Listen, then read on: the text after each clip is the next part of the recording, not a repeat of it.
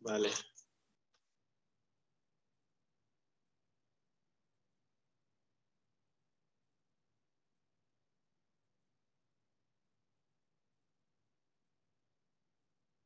Nosotros vamos a hablar sobre poliovirus. ¿Me puedes cambiar, por favor? Vamos a abarcar lo que son generalidades, epidemiología, patogenia, fisiopatogenia, clínica, diagnóstico, tratamiento y prevención. Bueno, vamos a empezar con generalidades. Este poliovirus, su nosología va a ser poliomielitis, en el cual va a estar en la familia que es Picornaviridae. Esta ya la habíamos visto con rinovirus y hepatitis A. Dentro de esta familia va a haber 5 géneros, pero el que nosotros nos va a interesar para polio va a ser enterovirus, en el cual este va a ser un RNA positivo monocatenario, en el cual, de acuerdo a la clasificación de Baltimore, va a estar en el grupo 4. Va a ser un virus desnudo y va a tener una cápside icosaédrica, en el cual este va a tener 2 vértices pentaméricos. Aquí en la imagen inferior derecha, vamos a tener, bueno, les pusimos una que es de color como azul y verde, en el cual, no sé si logran ver el pentámero. Este pentámero va a tener, cada uno va a tener 5 unidades proteoméricas que van a ser como los triangulitos, van a ser 5 por cada pentámero. Y estas 5 unidades, cada una o cada triangulito va a tener 4 polipéptidos de virión, que van a ser el BP1, BP2, BP3 y BP4, en el cual solamente aquí podemos observar como en el triángulo BP1, BP2 y BP3, porque BP4 está por dentro. Principalmente, o su vía de transmisión, va a ser fecal oral.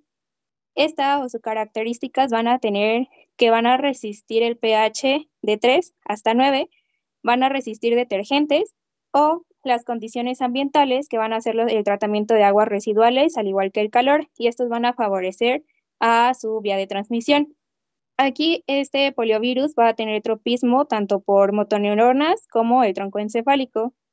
¿Le puedes cambiar, por favor? Voy.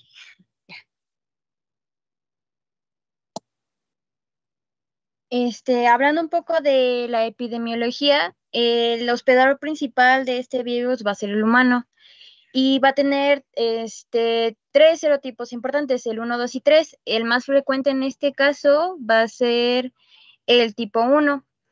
Este virus ha sido erradicado ya en la mayoría de los países gracias a la vacunación, que es como la principal forma de prevención.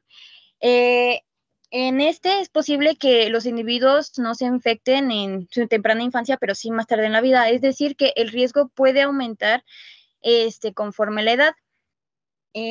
La transmisión, como dijo Dani, va a ser principalmente vía fecal oral, ya sea por alimentos o agua contaminada, o también puede ser, aunque no es muy frecuente, por secreciones respiratorias. La población de riesgo en este caso van a ser niños menores de 5 años que no estén vacunados y zonas donde la vacunación sea escasa.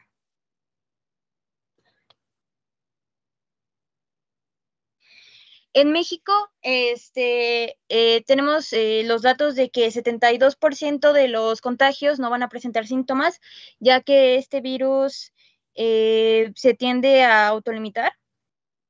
Una de 4 personas van a presentar síntomas muy similares a la gripe, y 1 de cada 200 va a presentar una parálisis permanente, que va a ser como característico, pero ya si no se autolimita este virus.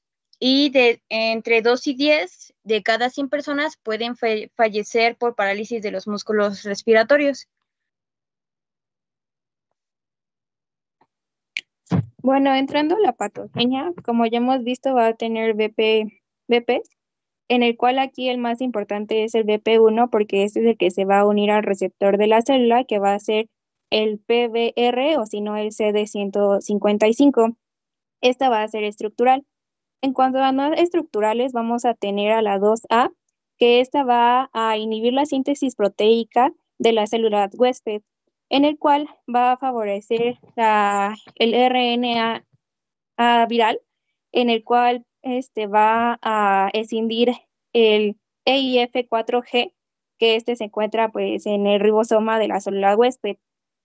En cuanto a 2B, 2C, 3A y 3B, van a generar proteínas formadoras de vesículas y estas van a facilitar la replicación. En cuanto a 3B, también va a ayudar a codificar las proteínas relacionadas con el genoma BPG y vamos a tener lo que es 3C Pro, que es la proteasa, y la RDRP, que es la RNA polimerasa. ¿Le puedes cambiar, por favor?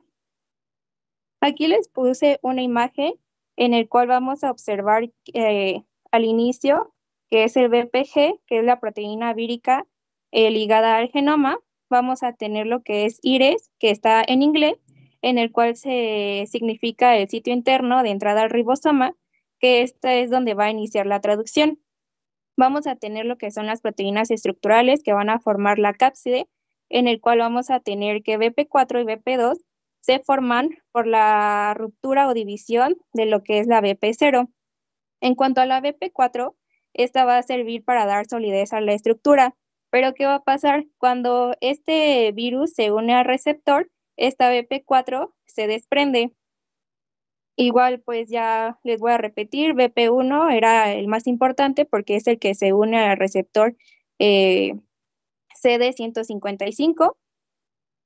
Y pues aquí las importantes también es la 3C, que es la proteasa, y RDRP, que es nuestra RNA polimerasa. ¿Le puedes cambiar, por favor? Para su fisiopatogenia, como dijimos al inicio, su transmisión va a ser vía fecal oral, entonces va a ingresar y va a ir a la orofaringe, donde aquí va a tener su primera replicación, que va a ser en las células epiteliales de la mucosa, gracias a que ahí va a estar el receptor CD155, y ahí puede que pase que cuando se replique pueda eliminarse por secreciones orales, es decir, como por tos o estornudos, que puede ser como una vía también de transmisión, pero normalmente es como muy rápida, como una semana más o menos. Y después de eso, vamos como a deglutir el virus. Y como tiene resistencia a pH, va a pasar por todo el tracto intestinal hasta llegar al intestino grueso y delgado, donde va a ser su segunda multiplicación. Y ahí, normalmente puede llegar a afectar tejido linfático adyacente, o sea, va a afectar a los ganglios, los va a inflamar. Y de ahí puede que también pase que una parte del virus se vaya en las heces, que para volver a hacer todo otra vez su ciclo de infección a otra persona. Aquí, después de esto, mientras se sigue replicando, va a alcanzar a los vasos sanguíneos. Y aquí normalmente es donde los anticuerpos van a actuar y lo van a autolimitar. En caso de que no, por ejemplo, de personas no vacunadas, como se va a seguir replicando el virus, puede llegar a pasar de dos formas, de que pase al sistema nervioso, ya que tiene tropismo, como dijimos al inicio, a las motoneuronas y a la médula espinal. La primera es que pueda pasar barrera hematoencefálica prácticamente y por los pequeños vasos que hay en el cerebro y llegar directamente al sistema nervioso central. Y la otra vía, que es como una vía alterna, es que puede llegar hasta músculo y justamente va a afectar a las neuronas motoras del músculo, que van a ser como los más vulnerables a esta infección. Y lo que va a pasar es que va a subir como por los nervios periféricos que inervan este músculo, y en lo que van subiendo, pues van dañando, van dañando las células de ahí. Ahí es donde también el sistema inmunológico puede responder por medio de las células T citotóxicas, y por lo cual, como ahí es todavía pues periférico, puede llegar a afectar así puede llegar a provocar inflamación. El virus va a subir y va a llegar hasta la asta anterior de la médula espinal, donde va a seguir multiplicándose, y aquí es donde ya hay como estos daños, ya provoca los daños para para la clínica, que por ejemplo, si se sigue multiplicando, puede llegar a hacer que ya no, que la señal de, que ya no haya, que ya no mande la señal hacia, por ejemplo, hacia el músculo y por lo tanto haya una parálisis o haya una disfunción de este. Conforme haya la carga viral, si hay mucha o poca, es que puede ser más grave o bastante como la sensación de parálisis, o sea, con todavía sin perder el sentido. Por otro lado, igual que como sabemos, la médula espinal es bastante larga, entonces puede estar un poco más arriba, la afectación puede subir el virus y puede llegar a la parte vulvar del tronco encefálico. Y ahí es donde si afecta en esa parte, va a terminar afectando cosas como el lenguaje, la declusión y la respiración. Y es importante porque si este sigue avanzando, como empieza a afectar en la respiración, pues puede llegar a ser mortal si no se cuida. Y el del síndrome postpolio, lo que pasa es que cuando este va destruyendo, o bueno, va dañando como los nervios periféricos, puede dañar como el nervio, por ejemplo, principal que inerva al músculo, pero en lo que se va replicando como es lento, se puede apoyar el músculo para seguir como sus funciones un poco con otros nervios que estén cerca, y en lo que el virus se sigue replicando es por eso que esta es tardía, porque hasta que termine destruyendo los demás nervios se puede hasta observar hasta muchos años después.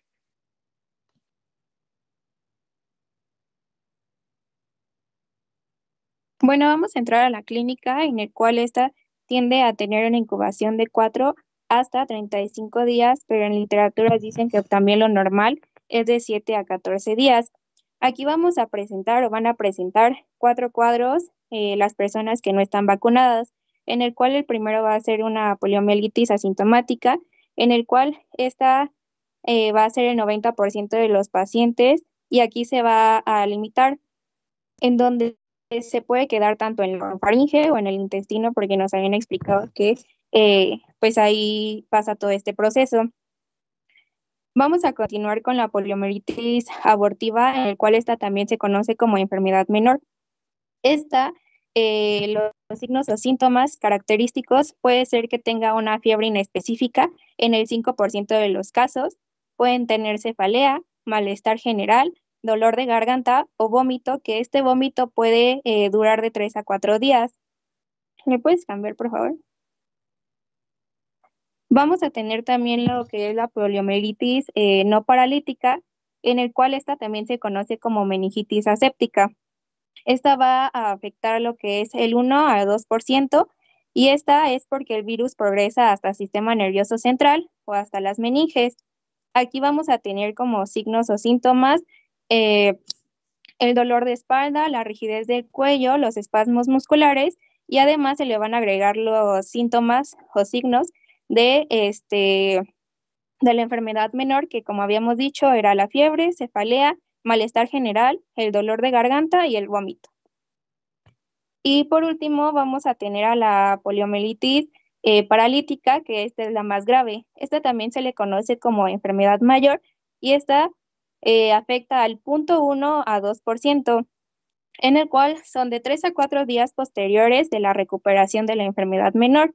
Y aquí, ¿qué va a pasar? Pues como le había explicado Steph, pues se va a diseminar por sangre y puede llegar a los músculos y de ahí a las neuronas, y esta puede llegar hasta afectar a la asta anterior o si no a la corteza motora.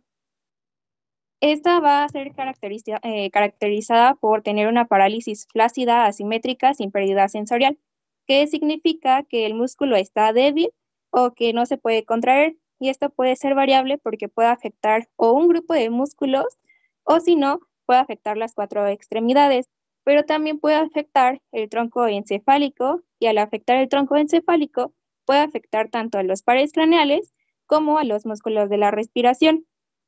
Esta parálisis flácida puede llegar bueno, progresa y después puede llegar a una recuperación. Esto depende de qué tan grave es la parálisis o el daño en las neuronas. por lo que puede haber una recuperación completa, o si no, puede haber una debilidad residual. Como había comentado antes, sí afecta el tronco encefálico, pues afecta los músculos de la respiración y esto puede llegar hasta la muerte. Aquí nos indican que esta recuperación puede durar de 6 meses hasta 2 años. ¿Le puedes cambiar, por favor? Dentro de esta poliomielitis paralítica, se conoce también como una poliomielitis vulvar o te puede dar una poliomielitis vulvar y esta puede provocar la muerte en el 75% de los casos. ¿Por qué? Porque esta va a afectar a los músculos tanto de la faringe como los músculos de la respiración y las cuerdas bucales. En cuanto, bueno, también podemos tener un síndrome postpoliomielítico en el cual se caracteriza porque es una secuela en el cual esta va a tardar en aparecer de 30 a 40 años. Aquí va a afectar un 20% a los pacientes infectados que en un principio, o sea, los primeros que fueron infectados. Y pues aquí en este síndrome lo que se caracteriza es que aquí ya no va a haber poliovirus, sino todo este síndrome es por la pérdida de las neuronas en los nervios afectados. Y esto nos conlleva a un deterioro de los músculos que fueron afectados en el primer episodio. Y estos músculos pues van a tener debilidad, bueno, más bien van a presentar debilidad, dolor y fatiga.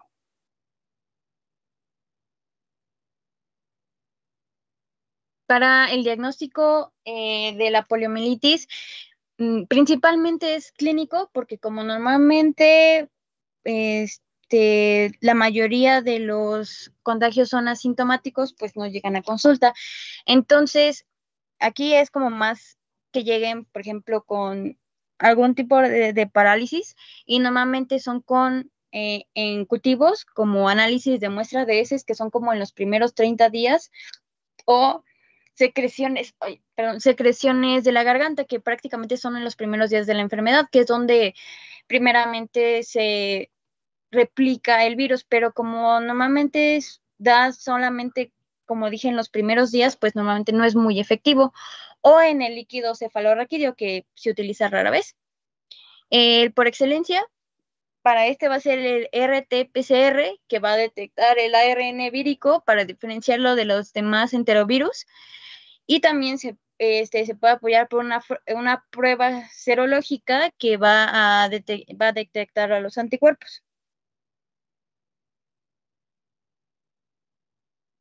Bueno, en cuanto a tratamiento, no tiene cura, pero esto nos va a servir para aliviar los síntomas y prevenir las complicaciones. Y esto también va a depender de la gravedad. Se recomienda el reposo, analgésicos para disminuir el dolor, antipiréticos si es que se produce mucha fiebre. Y para ya casos más complicados se pueden mandar fisioterapia o respirador artificial. Aquí este respirador artificial es por la afectación de los músculos de la respiración, como ya habíamos mencionado, y la fisioterapia igual por los espasmos o la afectación que tiene en los músculos. Y para la prevención, pues la más importante es la vacunación. Prácticamente esta es la responsable de que casi ya no haya polio en el mundo, excepto en 2 países. Y tenemos 2 vacunas. Una que es la vacuna de la poliomielitis inactivada, que también la podemos encontrar, creo, en la cartilla de vacunación junto con otros 5 más, como la hexavalente. Y esta prácticamente tiene una aplicación de 2, 4 y 6 meses de edad, y después se tiene que poner un refuerzo a los 18 meses y luego a los 4 o 6 años. Y la otra, que es la vacuna de la poliomielitis atenuada oral, antes la conocemos también como Sabin. Esta consiste de 3 dosis.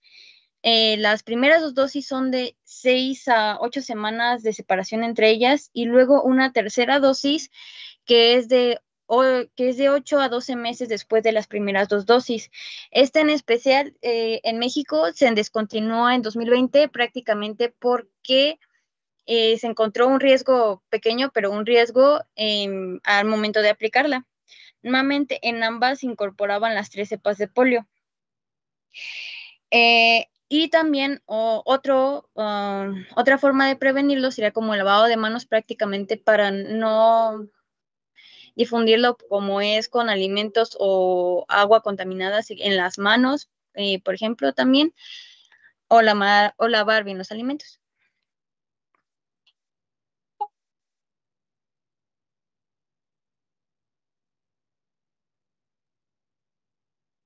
Y eso sería todo. Gracias. Bien, chicas, ¿alguna duda, alguna pregunta, chicos?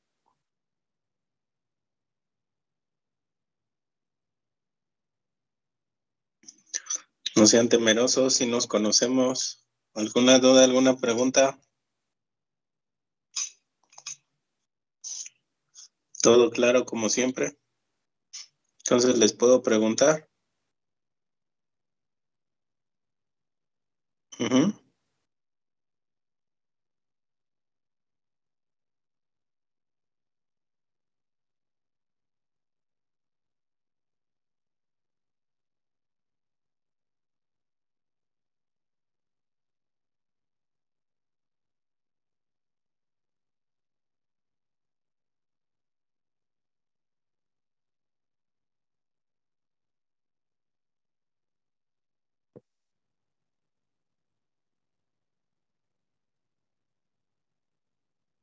Bueno, en el libro menciona que en sí hay muchas células que tienen estos receptores, pero no todas como que actúan hacia ese receptor.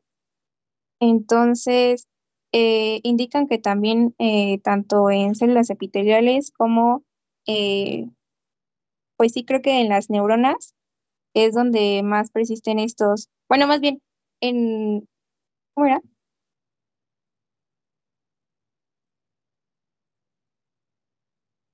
Ajá, en el músculo y ya del músculo va a afectar a las neuronas. Y no. Ajá.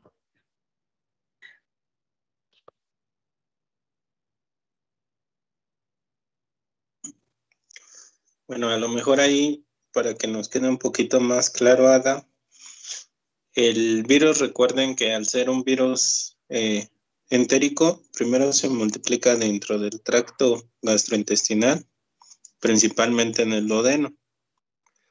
Ahí va a haber una multiplicación para que salga el virus y después el virus se puede ir por medio de los axones nerviosos hacia 2 vías, que se introduzca dentro del músculo y que ahí se quede dentro del músculo generando proceso inflamatorio a nivel muscular, que eso es lo que nos daría una primer sintomatología, la otra que se irrigue en sangre, que nos estaría dando pues toda el cuadro de sepsis, o la que generalmente trata de ocupar el virus porque tiene tropismo hacia el sistema nervioso central, pues irse por todas las inervaciones nerviosas hasta llegar a lo que sería médula espinal.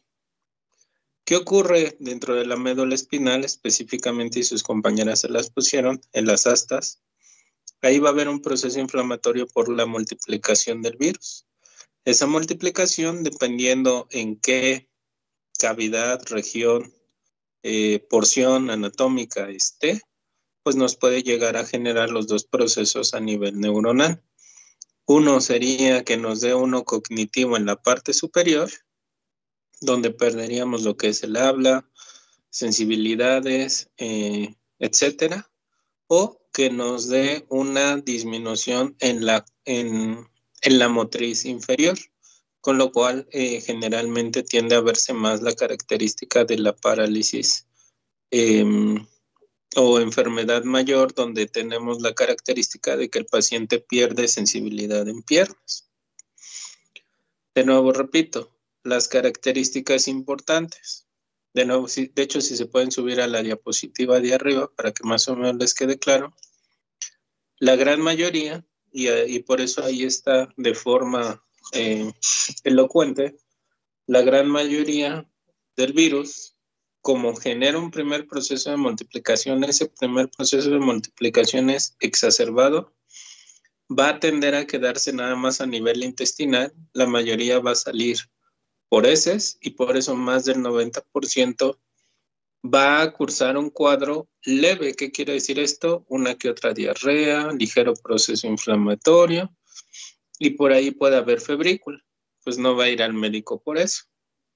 ¿Cuál es la segunda? Pues bueno, si comienza el paciente a introducirse el virus dentro del tejido, pues comienzan los otros síntomas donde empieza a haber más fiebre. Esas serían las características que están viendo ahí, que se conoce como enfermedad menor y que generalmente se va a quedar en esto la mayoría de los pacientes porque se produce la respuesta inmunológica. ¿Dónde es donde empezamos a tener las complicaciones? Ahora sí, si se pasan a la siguiente diapositiva, chicas, pues cuando ya el virus llegó al músculo, genera una destrucción muscular, mayor inflamación, o pasa a torrente sanguíneo, que es donde no debería pasar, puede cruzar barrera transplacentaria y puede generarnos abortos espontáneos. O la otra, la característica de que siga todo lo que es el conducto, sistema nervioso central, llegue a meninges y ahí se produzca todo el daño dentro del sistema nervioso central, que eran lo que yo les mencionaba, las principales características de daño, pero asociadas con un dolor de cabeza extremo, donde el paciente ya empieza a tener un poco más de fiebre porque ya está dentro del sistema nervioso central y que realmente la no paralítica es de las que pudieran darse una de las más frecuentes dentro de las complicaciones, por así decirlo. La paralítica, aunque ustedes no lo crean, es la que menos se da, es la que tiende a estar en menor frecuencia, pero es la que más nos impacta porque clínicamente es la que más se va a ver. Es la que les presentan todos los libros y es en la que en la gran mayoría tienden a perder sobre todo la motilidad sensorial en piernas. Ahora, ¿cuál es el punto al que quiero que lleguemos? Por ahí puede atacar a pulmones de forma secundaria. Se ataca a pulmones, que si no mal recuerdo es la vulvar, que creo que la tienen en la siguiente, o pulmonar. Vulvar. Perfecto. La vulvar, ¿qué es lo que ocurre? Puede atacar las vías respiratorias y si se empieza a cerrar la laringe, pues el paciente se muere, pero se muere porque no puede respirar. Entonces ahí hay que tener cuidado porque esta vulvar, aunque no es tan frecuente, puede llegar a darse por esta sepsis porque llegó a torrente sanguíneo, llega a pulmón y en el pulmón lo comienza a inflamar, que cierra pues justamente la garganta. Entonces el paciente ya no puede respirar, por eso más del 75% de los pacientes mueren. Ahora, ¿cuál es el problema? Que en todas va a quedar secuela. ¿En cuál queda más secuela? En la paralítica. ¿Por qué en la paralítica? Porque el daño dentro de las astas nerviosas ya es irreversible. Ya no hay para dónde movernos en ese aspecto. Y la secuela más común que tenemos en la paralítica pues tiende a ser la pérdida de motricidad en pierna. Ahora, ¿cuál es la ventaja? Bueno, no sé si hasta ahí quedó resuelta la duda, Ada.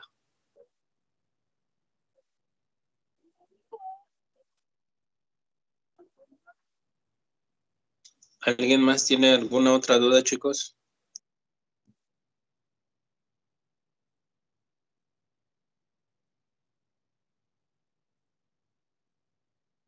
¿No? Sí, no, Perfecto. yo tengo una. Ok. ¿Cómo se llama? El parálisis de los músculos o de las extremidades, ¿va a ser de un solo lado o es de ambos? Generalmente es de ambos y tiende a ser más en las piernas.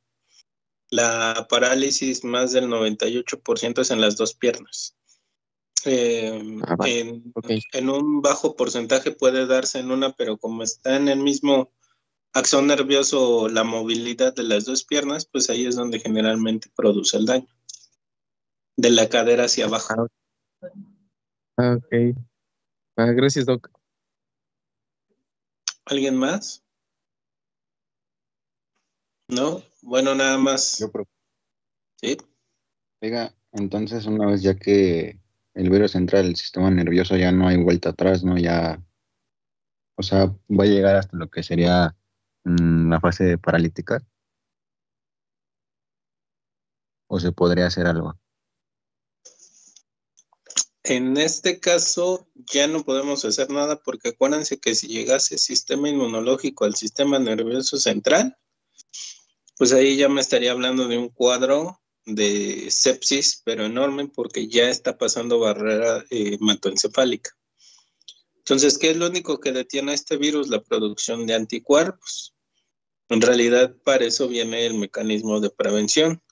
De nuevo, una vez que está en sistema nervioso central ya no podemos hacer nada, lo único que podemos tratar de hacer es inyectar anticuerpos para que estos anticuerpos destruyan el virus, pero la lesión dentro de las neuronas, dentro de las astas nerviosas, dentro de las meninges, acuérdense que eso ya no se vuelve a regenerar, y una célula que ya no se vuelve a regenerar, pues nos lleva a que ya una vez que se destruye ya no puedo hacer nada. Entonces la parálisis ya es irreversible. En este caso ya no puedo hacer nada porque el paciente ya se va a quedar así. Lo único que generalmente puedes llegar a hacer es una rehabilitación.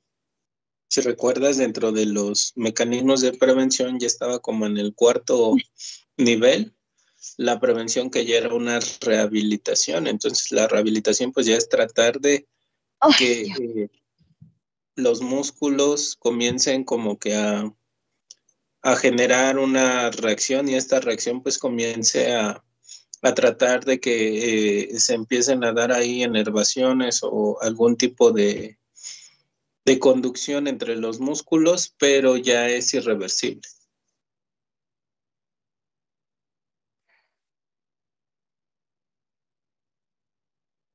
Gracias, profe. ¿Alguien más? ¿No? Yo, otra duda. Cuando es lo de la vacuna ya ve que es la Salk y la Sabin, había leído que cuando existe una inmunosupresión, como una de las vacunas tiene el vector viral inactivado, puede que presente la sintomatología al paciente. ¿Sí pasa eso o nada? Sí, pero sería una sintomatología inicial. No va a llegar a un proceso de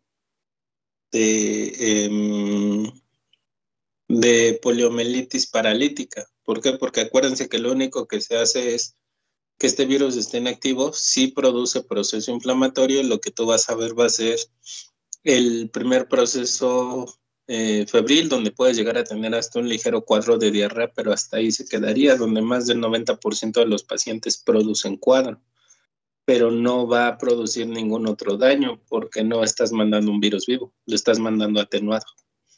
Ok, vale. Sí, gracias, doctor. Vale. Bueno, nada más, muy bien, Estefi, muy bien, Carla, nada más para apuntalar algunos detalles. Esta enfermedad en México en realidad ya no la tenemos, y es una de las enfermedades, de hecho se estimaba que iba a ser la segunda enfermedad en vías de erradicación. ¿Por qué? Porque ya en todo el mundo casi no hay casos de polio. De hecho, de las 3 cepas que estaban circulando de polio a nivel mundial, ya en los últimos 5 años solamente se ha determinado que está circulando una de las 3 cepas en todo el mundo. Entonces ya está en vías de erradicación. Y la principal vía de erradicación, aunque ustedes no lo crean, de esta enfermedad es por la vacunación. La famosa vacunación, la de Sabin, que es la más común, es la única vacuna, y que no se les olvide, es la única vacuna que se nos da por gotas. Porque si ustedes recuerdan, desde que ingresa el virus a la saliva, empieza a generar un proceso de multiplicación y yo puedo generar anticuerpos de memoria. Por eso la mayoría de la población se la pone, porque en esta no hay piquete. Y esa característica de que no se tenga un piquete, de que se tenga una particularidad o peculiaridad de que sea por gotas, hace simple y sencillamente que tengamos una campaña de vacunación enorme, de que se pueda poner en toda la población y que esto haya disminuido drásticamente la polio. Si no mal recuerdo, esta vacuna se puso desde los 60s del siglo pasado, del milenio pasado. Entonces, una de las características importantes es que Las imágenes que ustedes lleguen a ver de los niños con polio, pues ya están de los 60, 70, y a lo mejor aquí todavía llegamos a encontrar en ciertas regiones adultos que tendrán unos 35, 40 años, que son más grandes que ustedes, todavía con rasgos de polio. Pero ver a un adolescente, ver a un niño, ver a un adulto joven de su edad con polio ya es prácticamente imposible en nuestro país, porque les repito, van como 15 años, 18 años, donde no se ha determinado polio en México. Esa es una de las características, no lo pierdan de vista. Y la otra, nada más para apuntalar, en el diagnóstico por laboratorio del polio, la característica importante es que como es un virus que sale por las heces, dentro de las heces llevamos muchísimos componentes, sobre todo microbiota. Por ello, no le puedo hacer directamente una técnica molecular o serológica para poder determinarlo. Para dar mayor certeza de que el virus está dentro de las heces, generalmente aquí sí se ocupa en primera instancia y está decretado a nivel mundial por la baja cantidad de virus que sale por heces, se decreta que primero se haga un cultivo celular y después, si se observa un efecto citopático del cultivo celular, se corrobore si ese efecto citopático es por el virus, por medio de una técnica molecular, un PCR, o en caso de que nos dé negativo ese PCR al efecto citopático, pues se pudo haber debido a las bacterias o algún componente que iba dentro de las heces, para que lo tengan en mente. Dentro de las pruebas serológicas casi no se ocupan porque puede darme reacción cruzada con toda la familia de los enterovirus, que es muy común y muy frecuente que tengamos en nuestro país y que son de los que más comúnmente se asocian a cuadros diarreicos virales, pero que se autolimitan. ¿Sí nos queda claro todo esto, chicos?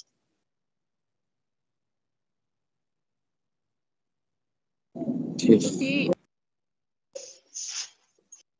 Ok, perfecto. Bueno, muy bien, Estefi, muy bien, Carla. Vamos a dar el último tema de este bloque.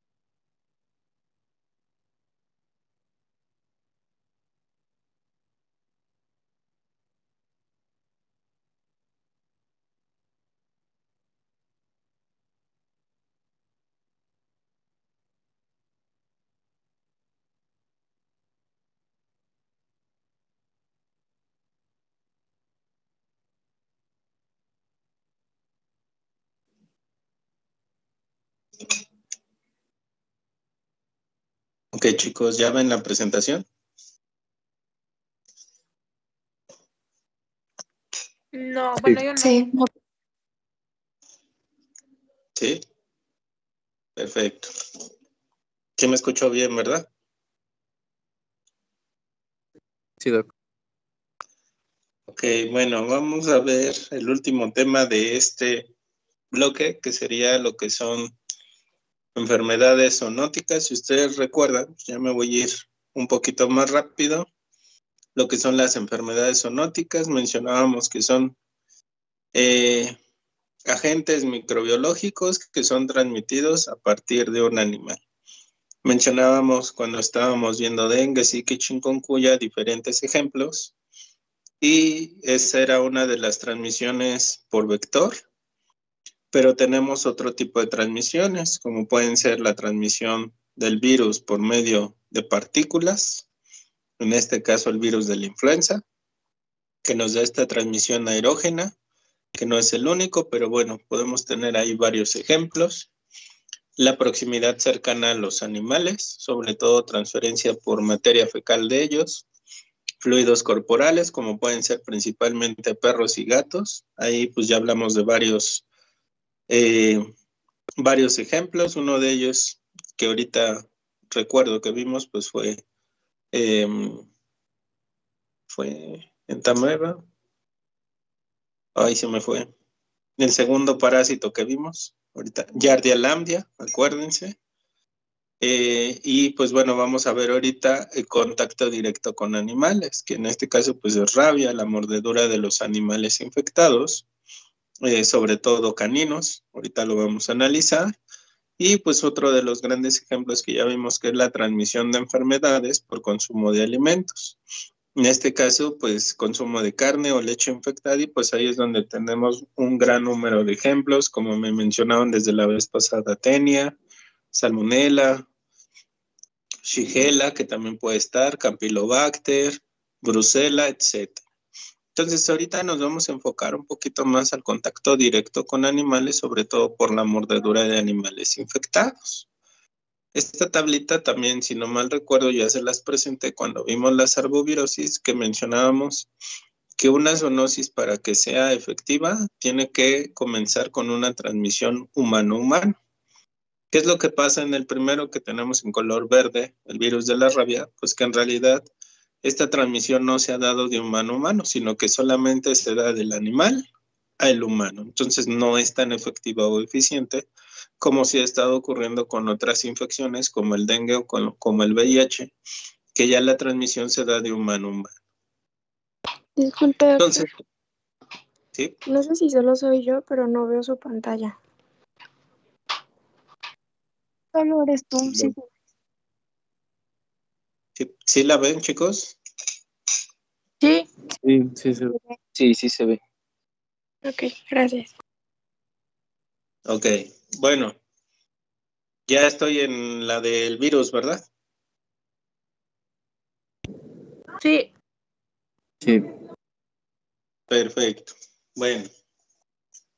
¿Qué características presenta este virus? Este virus, si ustedes lo revisaron dentro de la literatura, les decía que parece una forma de bala. Aquí está la imagen, vean. En la imagen se ve esa forma de bala, ya que tiene una cápside helicoidal, cilíndrica, pero la punta la tiene como chata. Y esa característica va a hacer que tenga esta forma aproximada de bala. ¿Cuál es la característica? Que es un virus envuelto. Al ser virus envuelto va a tener glicoproteínas y dentro pues va a tener la cápside. Ahora, ¿cuál es la característica importante de este? RNA, cadena negativa, por lo cual pertenece al grupo 5 de Baltimore y pertenece a la familia de los rhabdovirus. Los rhabdovirus generalmente son componentes o toda esta familia es transmitida por algún tipo de zoonosis. El más común dentro de todas esas zoonosis pues es el virus de la rabia. ¿Cuál es la característica? Que aunque tenga envoltura, esta envoltura es un poquito más rígida que todas las otras envolturas de los virus y por eso tiende a soportar temperaturas un poquito mayores como variaciones de pH. Pero al final del día, pues al tener envoltura, pues con cualquier componente puedo disolver la envoltura y se muere el virus. Esas serían las características más comunes. ¿Cuál es el punto? Que a nivel epidemiológico tiene alto impacto, sí, porque es uno de los que tiene mayor tasa de mortalidad. Recordemos, este tipo de virus generalmente o son altamente mortales o son altamente transmisibles. Y esta característica que lo hace pues, es que es altamente mortal. Ahora, ¿cuál es el punto? Generalmente en la mayoría de los casos tienden a darse en zonas silvestres. ¿Por qué en silvestre? Porque si ustedes observan la imagen que les estoy agrandando, si bien la literatura nos menciona que la principal vía de transmisión se da a partir de mordeduras de caninos, más del 89, cerca del 90% de estas enfermedades tienden a autolimitarse en los perros por la vacunación que hay contra ellos. Cerca del 90% se previene con la vacunación de los perros. Pero las otras especies, como tienden a ser murciélagos, bovinos, sobre todo silvestres, que en nuestro país tenemos a los cimarrones, o algunos marsupiales, como tienden a ser ratas silvestres, o algún otro tipo de castores silvestres, son los que siguen transmitiendo la rabia. No hay que perder eso. Ahora, dentro de la familia de los caninos, ¿quiénes pudieran llegar a transmitirnos la rabia? Los lobos. Lobos que tienden a estar en condiciones selváticas o silvestres, y estos también siguen transmitiendo la rabia porque pues ellos no los tenemos controlados o vacunados. Entonces, si ustedes observan, pues una de las características es que tenemos muchísimos reservorios.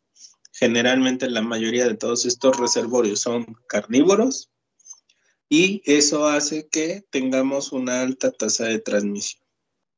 Segundo punto, ¿causa varias muertes la rabia? Sí, pero no se va a comparar con otras enfermedades porque son menos de 60,000 muertes al año. ¿Cuál es el problema? Que está dada en muchísimos países, y sobre todo si ustedes observan esta tabla o este cuadro, vean, cerca del 95% de los casos ocurre en África y en Asia, por eso están en color azul. En América, ¿dónde tendrían la mayor cantidad de casos? Pues por ahí a lo mejor a nivel de Paraguay. En Centroamérica, sobre todo lo que es Belice, Guatemala, y que están muy cerca de México. Entonces ahí hay que tener muchísimo cuidado. Y la otra, vean, el 99% de todos estos casos se notifica que se transmiten por mordedura de perro. De una vez les adelanto, México con Francia son los que tienen el mejor programa de vacunación a nivel canino, por lo cual México está en color amarillo, que nos menciona que está en un muy bajo número de casos, y sobre todo al estar siendo vecino de los colores azulitos. Entonces esa es una de las características importantes que hay que connotar. ¿Cuál es el problema que tiene México y la transmisión que tiene México en los casos? Murciélagos. Y ahorita les voy a hablar de 2 ejemplos, ¿vale? Entonces, lo que les interesa un poquito, la patogenia. Pues acuérdense que vamos a tener proteínas estructurales. De hecho, una de todas estas, y la más importante, pues tiende a ser la glicoproteína G, la cual es la que se va a unir a los receptores y tiene tropismo hacia el sistema nervioso central, por eso quiere llegar al sistema nervioso central. Segundo punto, pues esta proteína va a estar pegada a una envoltura lipídica, y dentro vamos a tener a las proteínas de membrana, a la proteína reguladora, y que en conjunto con la proteína estabilizadora, pues van a fungir con la actividad enzimática, que son la N y la L, y a la proteína NS, la cual va a generar acúmulos o componentes dentro del citoplasma para que el virus pueda multiplicarse de una forma más eficiente y así poder incrementar el número de partículas. ¿Cuál es el problema que tendríamos aquí? De nuevo, que cuando el virus llega al sistema nervioso central, todo el daño va a ser de forma irreversible. Esa sería la principal característica. Este es un material genético pequeño, de hecho son como 1500 pares de bases, es de los más chiquitos, si no es que el más chiquito, y eso pues nos sirve muchísimo porque parte de estas componentes, sobre todo la proteína N, la M y la L, tienden a ser altamente conservadas y nos pueden servir para saber quién es el animal que estuvo infectando al humano. Ahora sí, ¿cómo se lleva a cabo la fisiopatogenia? La fisiopatogenia, pues para que pueda ingresar el virus necesita estar dentro de la saliva de un animal infectado y que este animal infectado ataque, muerda e introduzca dentro de la piel el virus a otro mamífero. El que nos interesa pues 100% es el humano. Entonces, ¿qué es lo que va a pasar inicialmente? El virus se va a replicar en las células más cercanas a la mordedura, que lo que tenemos por debajo de la piel pues es el músculo, Y lo que vamos a ver es que en los usos musculares vamos a tener el primer proceso inflamatorio. Este proceso inflamatorio se va a dar en el sitio de lesión, va a ser un proceso de destrucción muscular, por lo cual vamos a empezar a tener fiebre y comezón, además de que puede estar la zona de enrojecimiento, producto también de que se quedan ahí justamente los orificios de los dientes del animal que infectó. ¿Qué es lo que empieza a pasar después? ¿Qué es el punto 3? Bueno, el virus se comienza a multiplicar, comienza a irse por los axones nerviosos y comienza a generar una multiplicación dentro de las neuronas periféricas más cercanas, el tejido muscular. Generalmente el virus con esta glicoproteína reconoce el receptor CD56 y si ustedes observan, el virus va a tardar aproximadamente 3 días en llegar a las conexiones nerviosas periféricas para poder comenzar a subir hacia el sistema nervioso central. ¿Cuál es el punto? Que yo, si quiero salvar la vida del paciente, tengo que actuar en menos de 72 horas. Porque una vez que el virus comienza a subir de forma lenta y progresiva hacia el sistema nervioso central y llega a médula ósea, el daño va a ser irreversible. De nuevo repito, aproximadamente tengo 72 horas para poder generar una reacción y poder destruir al virus, que de hecho ahorita lo vamos a ver. ¿Qué es lo que ocurre posterior? Una vez que alcanza la médula espinal, ya no hay para dónde correr y el virus va a comenzar a generar una destrucción dentro del sistema nervioso central. Generalmente sigue un patrón y ese patrón ya está determinado por los axones nerviosos sinápticos y nos va a dar como efecto 2 puntos. Por un lado, proceso inflamatorio a nivel cerebral y proceso inflamatorio a nivel espinal. ¿Cuál es la característica? Que dependiendo de dónde se genere mayor proceso inflamatorio es donde vamos a tener las principales características clínicas. Y existen 2 diferentes tipos de rabia.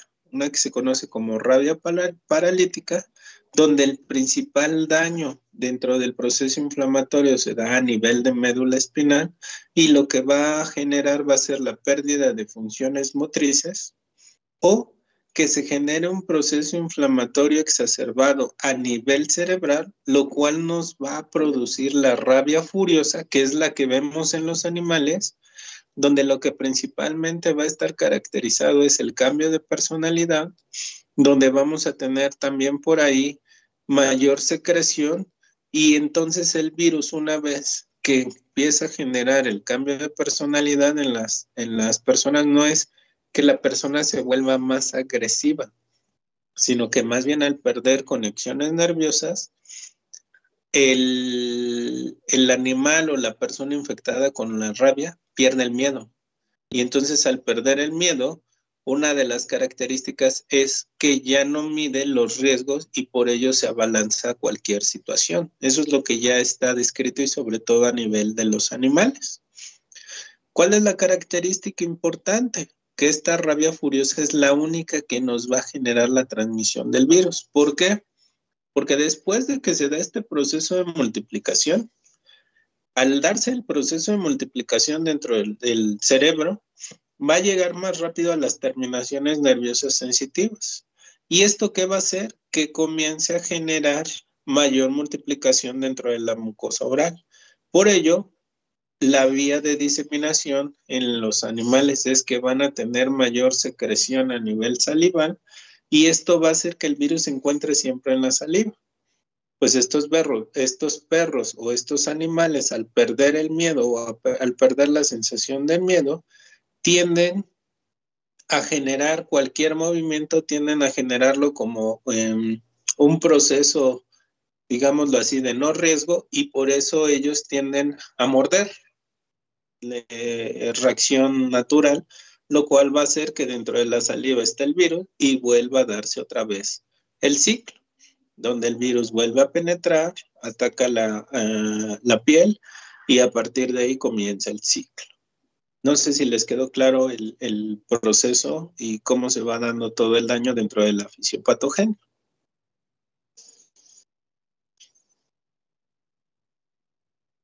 Sí, todo bien. Ok. Creo Y que entonces, entonces, bueno, solamente la rabia furiosa, digamos, es la negativa, pero, o sea, la rabia paralítica no es ¿por qué no es transmisible? ¿por qué no es visible o por qué no es transmisible? Transmisible. Porque se va a quedar dentro del sistema nervioso central y va a empezar a atacar a los axones nerviosos, entonces el paciente se va a quedar sin movilidad. Y al quedarse sin movilidad no va ni a poder morder. Por eso la rabia paralítica no es transmisible. La que es transmisible es solamente la rabia furiosa, que es donde el virus se va a mantener en la saliva. ¿Sí, Ya. Luis? Sí, sí, sí. De todos Gracias. modos, ahorita clínicamente vas a ver las diferencias. Ok. Sí, gracias. Ok. Bueno, y entonces, ¿qué es lo que vamos a comenzar a ver? En primera instancia, pues es un periodo de incubación o un tiempo que yo tengo corto para que no lleve a los axones nerviosos cercanos antes de que comience a pasar a todos los canales para llegar al sistema nervioso central. Y el paciente, pues lo primero que tengo que ver es la herida. Aquí hay que tener mucho cuidado porque aunque decimos que la mayor o la principal característica tienden a ser los perros, pues déjenme les digo que en nuestro país está más documentado que los murciélagos son los que más no lo transmiten. Entonces tengo que tener el antecedente epidemiológico. Comienza inicialmente el paciente con sensaciones de fiebre, picor, y después de ahí ya empiezo a ver inflamación o componentes a nivel del sistema nervioso central. Generalmente ya los pacientes cuando tienen un daño en el sistema nervioso central tienden a verse hiperactivos, con muchísima excitación, a veces hasta con muchísima respiración, y a partir de ahí pues comienzan a tener mayor sensibilidad, mayores cambios a nivel de estado de ánimo. Como hay una desregulación en ciertos componentes, puede haber náuseas y vómitos, y vamos a comenzar a ver en ciertas funciones, dependiendo de cuál de las dos sea, si es rabia paralítica, la pérdida de funciones musculares, si es rabia furiosa, la pérdida a nivel ¿cómo decirlo? A nivel característico de la cara, vamos a comenzar a ver cambios más dentro de personalidad y sobre todo mayor salivación en la rabia furiosa. Otra de las características es que en la paralítica generalmente hay muchísimos espasmos musculares asociados a entumecimiento y hormigueo. ¿Cuál es la característica que tengo que saber o analizar? Pues hay que tener en mente que la menos dañina, por así decirlo, pues tiende a ser la muscular. ¿Cuál es el problema? Que el empezar a tener atrofias musculares, el empezar a tener un daño a nivel muscular, pues nos va a llevar hacia dónde? Principalmente a que tengamos un paciente que puede estar parapléjico y que ya no pueda tener o pueda hacer por sí solo varias funciones, pero la probabilidad de que muera pues relativamente no es tan alta. ¿Qué ocurre en una rabia furiosa? Al generar muchísima destrucción y sobre todo atacar sistema nervioso central, específicamente cerebro, comienza a comerse al cerebro, al cerebro, al cerebro, al cerebro, que tarde o temprano el paciente pues lo lleva a la demencia, a la locura y ya no hay sinapsis nerviosa y el paciente muere. El 99% de los pacientes que tienen rabia furiosa van a morir. Eso ya es un hecho. Cerca de un 70% de los pacientes que tienen rabia paralítica tienden a sobrevivir. Ese es otro de los puntos importantes, pero las secuelas van a ser muy fuertes. O sea, ya no va a ser una calidad de vida muy importante. Por eso ese es uno de los puntos que hay que tener en mente. Ahora, si me dijeran, profe, ¿y cómo saber si el virus se va a ir a una rabia furiosa o una rabia paralítica? Se desconoce porque nada más hay un solo virus de la rabia y a partir de ahí, pues se cree que tiende a tener mayor, digámoslo, diferencia de si se va furiosa o paralítica por el tropismo que tenga con los receptores del hospedero. El hospedero es el que define por medio de sus receptores o por medio de sus células que más se encuentra si se va a volver furiosa o paralítica. ¿Qué sí se sabe? Que la mayoría de las rabias tiende a ser paralítica, más del 70% son paralíticas y cerca de un 30% furiosa. El diagnóstico, en realidad el diagnóstico no es tan complicado. La desgracia o la desventaja es que generalmente se hace post-mortem y se hace en los animales, no tanto en el humano. ¿Qué se hace en los animales? Pues en los animales lo que se hace es que la que se busca, porque es la transmisible, pues sería la rabia furiosa. Entonces, si se detecta a un animal que pudiera tener estas características, como generalmente le llaman perro rabioso, donde tiende a ser más agresivo, pero de nuevo repito, no es que se vuelva más agresivo, sino que tiende a estos cambios de humor, pero lo que sí se sabe es que pierde el miedo. Entonces, él le da igual si se avienta o no ante una persona o ante un objeto o ante lo que sea. La característica que sí debe de tener este perro es que simple y sencillamente va a tener muchísima mayor salivación que un perro normal, por eso tienden a tener muchísima sed porque necesitan agua para salivar. Una de las características es que si se identifica y no se cuenta con una cartilla de vacunación, tiene que ser sacrificado este perro y dentro del perro lo que se hace es una inmunofluorescencia directa, donde se obtiene el cerebro del perro, se obtiene un fragmento, este fragmento se inocula en un ratón lactante y a partir de lo que se obtiene en este ratón lactante se observa si hay o no producción de virus para saber si el perro realmente tenía o no rabia. Todavía se sigue haciendo eso porque es el estándar de oro. ¿Qué más generalmente se hace? Pues un PCR en búsqueda del virus. En el caso del humano, pues si quisiéramos hacer un PCR tendríamos que utilizar líquido cefalorraquídeo. Y pues aquí es si ustedes o si el laboratorio identifica un caso positivo de rabia, tiene que llegar hasta la genotipificación para saber cuál fue el animal que lo transmitió, porque aquí al tener una de las campañas más poderosas de vacunación contra el perro, si sale que fue de un perro doméstico, pues hay muchísimos problemas a nivel gubernamental y eso se considera pues ya un brote. Entonces cuando se observa que hay un perro rabioso, pues todos los perros callejeros que no tengan vacuna comprobada por amos se tienen que sacrificar porque ahí puede estar circulando el virus, pase lo que pase, ¿vale? Con o sin síntomas. Ese es un hecho. ¿Qué se hace generalmente en los humanos y sobre todo para saber esto? Pues si ya están produciendo o no los anticuerpos contra la rabia, porque aquí de nuevo, ¿cómo detengo al virus? Con la producción de anticuerpos. Y que de hecho para allá vienen los mecanismos de prevención. Dentro de ellos, pues no hay un tratamiento como tal. Hay que ser honestos, no hay tratamiento para destruir al virus. Lo que sí es que una vez que se identifica, que se sospecha, que se tiene el riesgo de que el paciente adquirió al virus, antes de que éste llegue a las neuronas periféricas, pasa por algún momento en torrente sanguíneo y lo que se hace es que se da una dosis de inmunoglobulinas antirrábicas para que estos anticuerpos detengan al virus antes de que llegue al sistema nervioso periférico.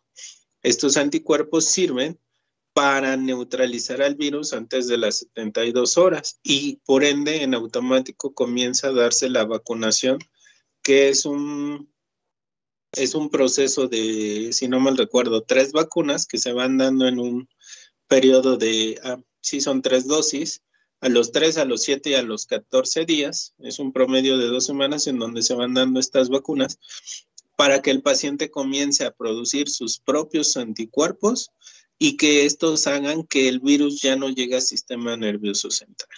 Entonces, esa sería la principal característica con la cual yo prevendría, poniendo inmunoglobulinas y además comenzando el tratamiento que sería en este caso la vacuna para producir anticuerpos. ¿Qué más tendría que hacer? Pues en el momento más rápido que se pueda, si se puede en menos de las 2 horas, comenzar a limpiar de forma eficiente, minuciosa y extensiva la herida, sobre todo tratar de quitar tejido que esté ahí enrojecido, lavar muy bien con agua y jabón. Acuérdense que este virus pues se destruye con cloro, se destruye con jabón, etcétera, pues con eso es más que suficiente. Tener la administración de forma inmediata de la vacuna, tener la administración inmediata de las inmunoglobulinas y sobre todo aquí terminar el esquema de vacunación. Aunque o solamente se terminaría el esquema de vacunación si es que se demuestra que el animal no tiene rabia, pero de nuevo repito, el diagnóstico en el animal es post-mortem. En el humano, ¿cómo es? Generalmente también post-mortem. Cuando ya se ve toda la sintomatología, pues ya ahí ya no hay a dónde ir. Y bueno, ya basándonos en esto, pues ¿cuál sería la medida de prevención? Principalmente hay que tener cuidado con los animales silvestres. Ellos son los que lo transmiten de forma más eficiente. Aquí, pues, los últimos casos que han dado de rabia, les cuento, hace 2 años hubo unos casos muy llamativos en lo que fue Oaxaca, debido a que fueron 3 hermanitos. Los 3 hermanitos empezó a fallecer uno, bueno, terminó hospitalizado, empezó a tener síntomas de una rabia furiosa, se identificó. Después a la semana comenzó la hermanita, ella tuvo paralítica y después para terminar pues el otro hermano. Entonces antes de que el último hermano pues empezara a caer y llegara al hospital, pues se comenzó a cuestionar de dónde venía porque pues no se sabía el origen. Ya después el último hermano de los 3 pues comentó que que ellos habían entrado, pues era en un pueblo y que habían entrado a una cueva y muy probablemente en la cueva los picó algo, pero ellos no sabían qué era. Pues resultaba ser que era un murciélago. Cuando se hace la genotipificación de las muestras de estos niños, pues se observa que el virus de la rabia venía directamente del murciélago y pues a partir de ahí pues se comenzó a identificar cuáles eran las cuevas donde estaban los murciélagos con rabia. Así es como se hace esto. Y hace unos 7 años, pues el otro caso que pasó pues fue probablemente de un migrante, pero ese migrante venía con su perro de Centroamérica, si no me recuerdo, creo que era de Honduras, Nicaragua, Honduras. Entonces el paciente pues presentó sintomatología aquí. El problema es que su perro también comenzó a presentar sintomatología. Todos pensaban que el perro era el que lo había contagiado, pero no. Cuando se hace el análisis de esta persona por dónde viajó, pues viajó por una zona silvestre. Y en la zona silvestre los atacó un lobo, tanto a su perro como a él los mordió y pues los dos presentaron sintomatología. Entonces ese es uno de los puntos por los cuales los quería llevar, porque aquí la mayoría de las infecciones tienden a ser silvestres y sobre todo no hay que perder de vista que roedores grandes, silvestres, ratas de campo, castores, etcétera, todo este tipo de animales que luego no los pensamos, que como por ejemplo en la ciudad tenemos muchísimas ardillas ya y que ya están metidas dentro de los árboles cercanos, o ¿cómo le llaman a estos ahora? Que ya empieza a haber también varios. Ahí se me fue el nombre, pero también son una especie de marsupiales que por ahí los empezamos a tener en las casas y que de hecho todos estos animales pues tienden a comer basura, no tienden a comer nada de nosotros, pero que si nos ven pues nos pueden atacar por la situación de del riesgo que ellos puedan comenzar a sentir. Entonces hay que tener mucho cuidado con ellos. Ándale, los cacomixles, esos meros que ya ahorita ya cada vez tenemos más en la ciudad y que empieza a ser un problema bastante interesante. Y la otra, si tienen mascotas, sobre todo perros, si es de carácter obligatorio poner cada 6 meses la vacuna de la rabia porque se tiene que sobreestimular la producción de anticuerpos en ellos. Porque si por alguna situación ustedes tienen un perro, se les escapa o lo sacan a pasear, muerde a una persona y esa persona denuncia de que ese perro lo mordió y que puede estar rabioso, va el gobierno a revisar y si ustedes no tienen la cartilla completa de vacunación, su perrito se lo pueden llevar y ya no tienen perrito porque eso está establecido dentro de las normas de rabia. Entonces mi sugerencia, si no le quieren poner todas las otras vacunas, pues ustedes sabrán. Pero la de rabia sí o sí pónganla porque esa es cada 6 meses y la ponen 2 veces al año. ¿Sale? ¿Dudas, preguntas, chicos, del tema? Yo tengo, Sí, Santi.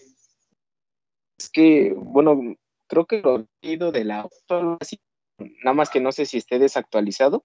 Había como categorías de riesgo, o sea, por ejemplo, si había visto que si te mordía el animal, pero no llegaba a tejido subcutáneo, sino que era más bien como un rasguño, a la persona solo se le daba la vacuna, pero no las globulinas antirrábicas, o en general a todos se les dan las inmunoglobulinas y también el esquema de vacunación. Ahorita lo que ya está sugerido en los nuevos lineamientos del tratamiento es que se den las inmunoglobulinas con la vacuna, sin importar. Te sale más barato que en espera de ver qué tanto daño tuviste por el tiempo de reacción. El problema al que se van a enfrentar, Santi, va a ser que encuentren las inmunoglobulinas y que encuentren la vacuna, porque no está en cualquier lado. Entonces, el problema al que se enfrentan estos pacientes es ir a buscar en qué centro de salud puede estar la vacuna y si hay anticuerpos, porque no en todas van a encontrar anticuerpos. Probablemente lo que encuentren sea la vacuna y por eso la mayoría de los guías rápidas o algoritmos que puedan llegar a presentar algunos centros de salud no mencionen las inmunoglobulinas, nada más la vacuna porque es lo único que pueden tener. Ese también sería el problema y la carencia a la que estaríamos teniendo en nuestro país, que es la realidad.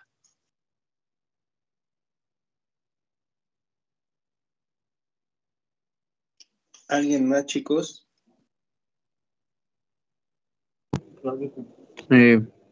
Una pregunta. Había dicho que,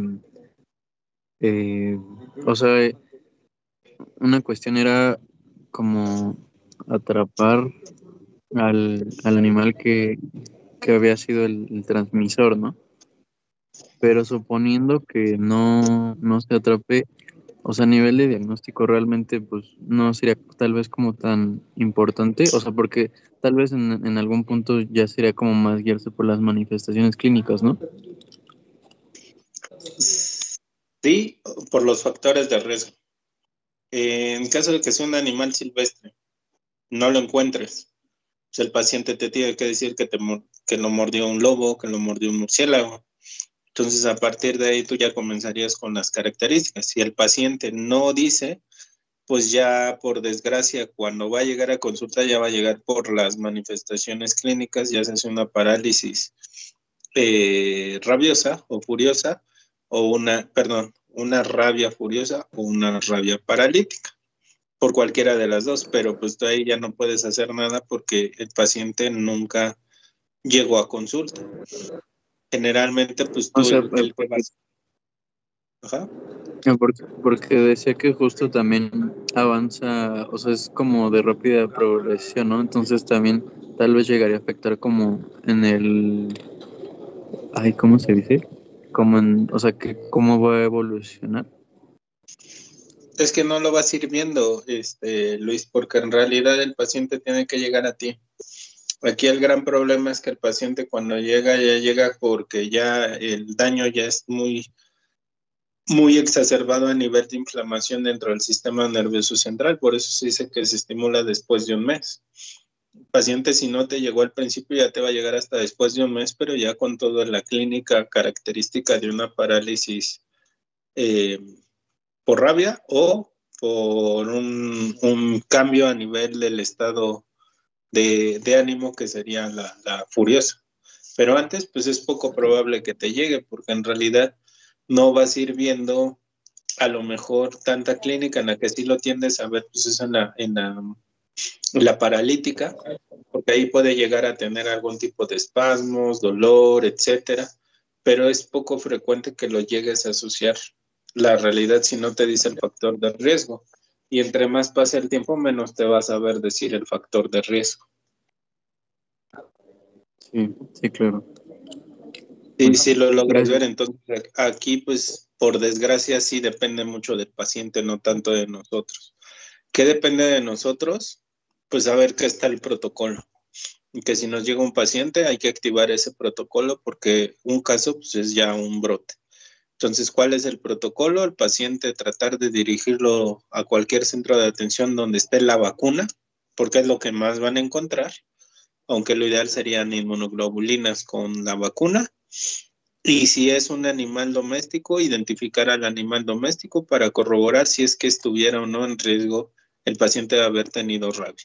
Si no se encuentra el animal porque es callejero, que suele llegar a pasar, un perro callejero que los muerde. Si no se encuentra, pues bueno, tienes que seguir el protocolo en espera de que no tenga rabia.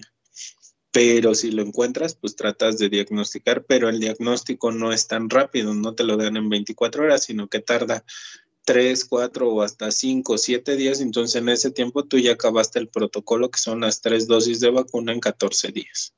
Ese es el punto. Y también la otra, no quiere decir que porque yo ya me haya puesto mis 3 vacunas de rabia, ya no me va a dar rabia.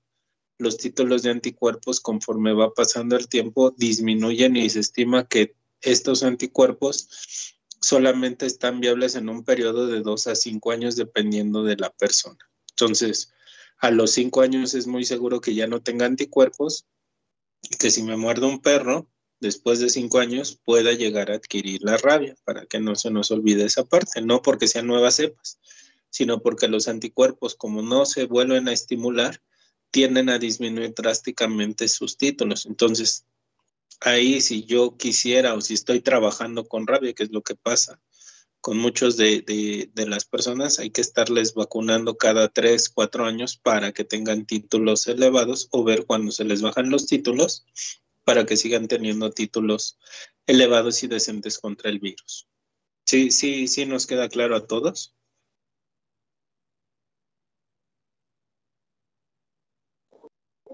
Sí.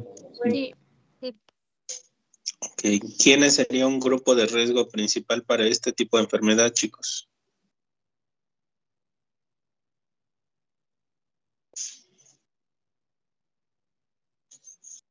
¿Quién se les ocurre? ¿Quién Pues es? eso podrían ser personas en condición de calle. Pues podrían ser, pero ¿quiénes creen que sean los más comunes? Veterinarios. Exacto, es donde tenemos que tener ahí mucho cuidado, sobre todo porque ellos trabajan con muchos animales y por eso ya algo que se está comenzando a estipular en muchas de las veterinarias o en donde se tienen estéticas caninas, pues es que ya no se aceptan tan fácil a los animales si no tienen un esquema de vacunación completo para disminuir justamente este riesgo, ¿vale? Para que lo contemplen y lo tengan en mente. ¿Alguna otra duda, alguna otra pregunta, chicos? Yo solo tenía una duda. ¿Por qué el periodo de incubación podría variar? Varía por la estimulación de la persona en la cual nos esté dando la respuesta. ¿Qué quiere decir? Dependiendo de los tropismos de los receptores, dependiendo de cómo el virus vaya viendo los axones nerviosos y si son muy rápidos, las inervaciones son muy buenas, no están destruidas, pues va a llegar un poco más rápido a generar daño. De hecho, se estimula que es más, aquí sí por desgracia, entre más joven esté, están mejor nuestros axones nerviosos, hay mayor sinapsis, y si eres joven tiende a aumentar la velocidad de transmisión del virus. De hecho, en jóvenes la estimación, si no mal recuerdo, está como a las 6 semanas de que ya se empiezan a producir signos o síntomas, y en personas adultos mayores se estima que puede llegar hasta las 10 semanas o 12 semanas donde ya pueda comenzar a ver el daño.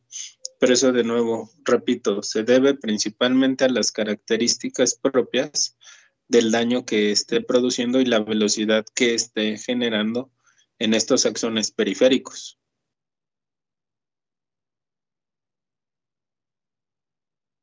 Ok, gracias. ¿Alguien más, chicos?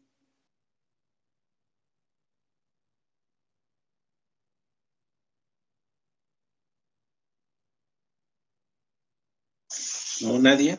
Bueno. Mañana yo voy a andar por la escuela. Yo tengo que venir diario. Entonces, mañana yo voy a andar por aquí por la escuela. Si alguien llegase a tener dudas de este parcial que ya haya estudiado, mañana todavía tienen oportunidad de venir.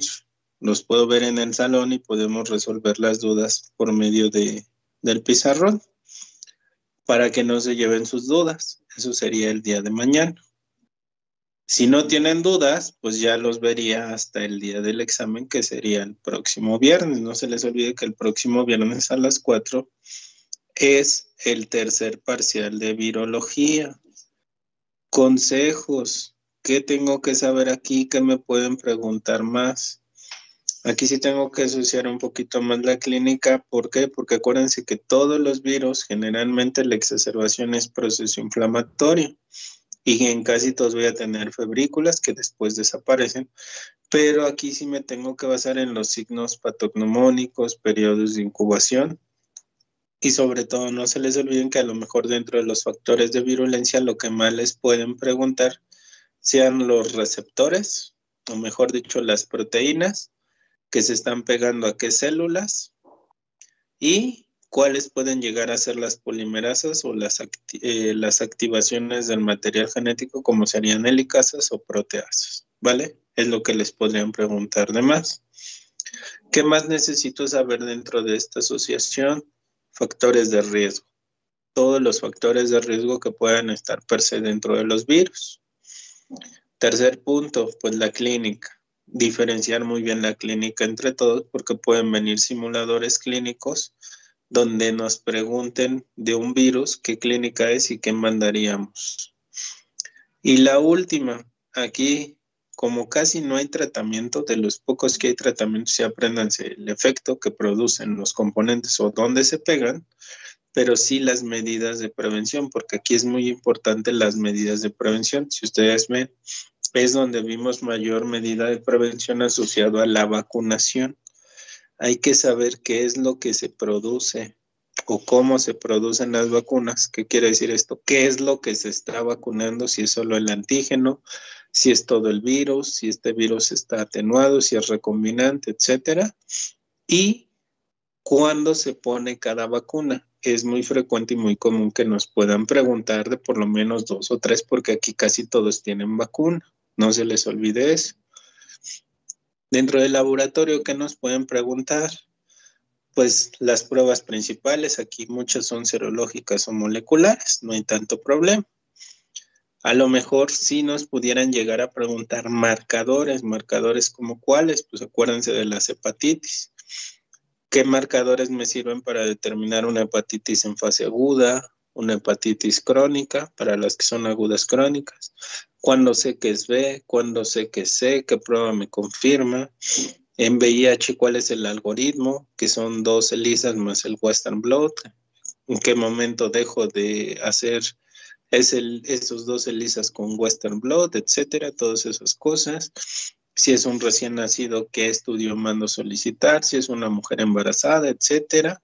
En arbovirosis y en las vías respiratorias, que son las últimas 2 prácticas, no se les olvide también ahí que se vio un poquito del porcentaje, que solamente un 10% de los casos no graves se mandan para fines epidemiológicos y que el 100% de los cuadros graves con fines de identificar qué es lo que está circulando. Más o menos para que lleven un panorama de todo lo que se estuvo viendo, incluyendo el laboratorio. De nuevo repito, si ya mañana per se tienen alguna duda en particular, yo voy a andar por acá. Nada más mándenme un WhatsApp porque voy a andar por los cubículos para que me vaya rápido al salón y ya con los que tengan dudas, pues ahí revisaremos las dudas, ¿vale? Sí, muchas gracias. Ok, chicos. Para los que tengan dudas, los veo mañana. Para los que no, pues los estaría viendo el viernes a las 4 que tenemos el examen. ¿Va? Gracias. Gracias, Doc. Nos vemos, chicos. Gracias. Gracias. Dios. Gracias. Nos vemos, gracias.